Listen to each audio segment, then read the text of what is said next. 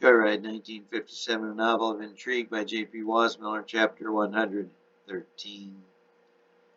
The next morning, James rose early, breakfasted in the lobby cafe, and then went back to his room. He packed quickly and then went down to his car, the White Country Squire. He decided it probably was time to change vehicles, so he drove it back to the lot, intending to return it and borrow a different one. He had noticed a Chrysler dealer across the street. He drove into the Ford dealer lot, got out of the car with his bag and keys, and looked for a salesman. Presently, a taller gentleman in a shark-skin blue suit came up. "I was loaned this car yesterday by one of your sales ladies yesterday to try out. Nice car. I'm just returning it." The salesman stared at him for a bit through the foggy air, then walked around the white station wagon. He ran his finger on the white mist-covered fender.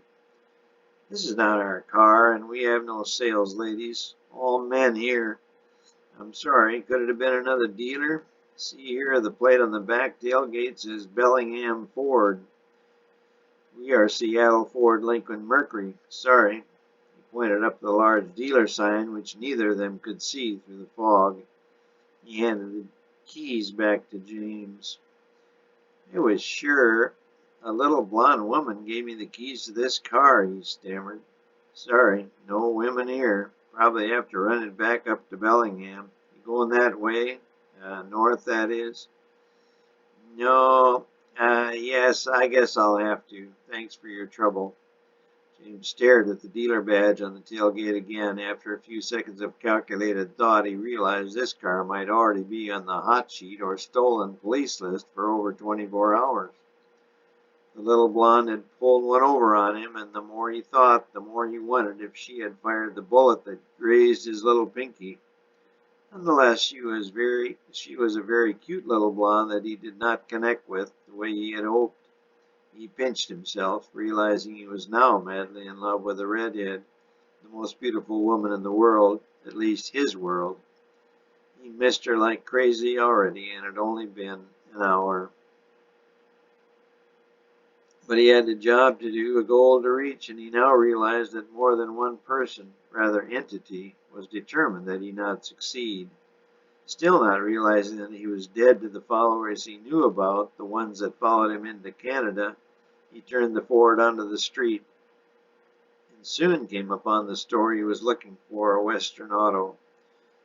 He parked in front of the store. It was open but deserted. He went to the desk and called for help. Finally, an old, balding gentleman came out from the back room. "Can I help you, sonny?" he said in a crackly voice. He then set his pipe on the counter. "I need some fog lights, sir," James said. The old gentleman thought a bit, then said, "I'm plumb out." James' shoulders dropped. "But, wait a minute. What are you putting them on?" "Country Squire." "Might work." He headed back in and brought out some huge fog lights with lenses at least a foot across. "They're a little big, but they might do. You want to try 'em?" he asked. They looked like they were from a tank. They were, right off a surplus tank. In fact, one that landed on Omaha Beach on D-Day, the old guy said. "Really? I was there." "You was? Well, I'll be."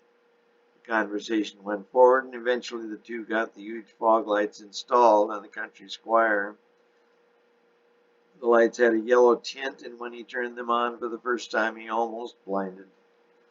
He paid and thanked the old gentleman and headed out into the foggy morning. He was amazed how well he could see.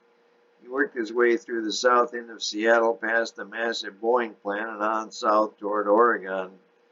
He could see well enough to maintain a speed of 50 miles an hour, not even straining the 292 cubic inches of the Country Squire. He was basically the only car on the usually very busy U.S. Highway 99.